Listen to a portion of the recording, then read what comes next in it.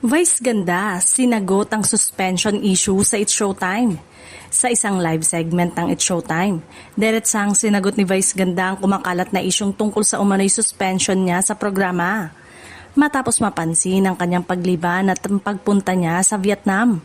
Naging usap-usapan online kung may kaugnayan ba ito sa mga naging kontrobersya ng show.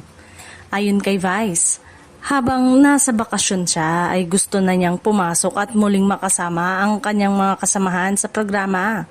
Ngunit nilinaw niyang ang kanyang pagliban ay hindi dahil sa suspension, kundi dahil talagang nagbakasyon siya.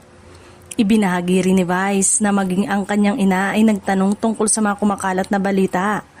Aniya, tinawagan siya nito at diretsang nagtanong kung suspendido ka ba.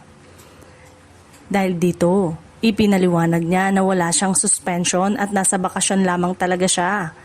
Nabanggit din ni Vice ang tanong ng kanyang ina kung bakit siya nasa Vietnam. Dito niya muling nilinaw na nakabakasyon talaga ako ngayon, kaya walang ibang dahilan sa kanyang pagpunta roon gaya ng ipinapakalat ng ilang online post. Hindi rin napigilang mag-react ng komedyante sa mga impormasyong kumakalat na tinatawag niyang walang katotohanan sa kanyang naging pahayag sa live segment. Tila nais niyang linawin mismo sa mga manonood ang totoong dahilan ng kanyang pagkawala upang hindi na lumaki pa ang maling espekulasyon.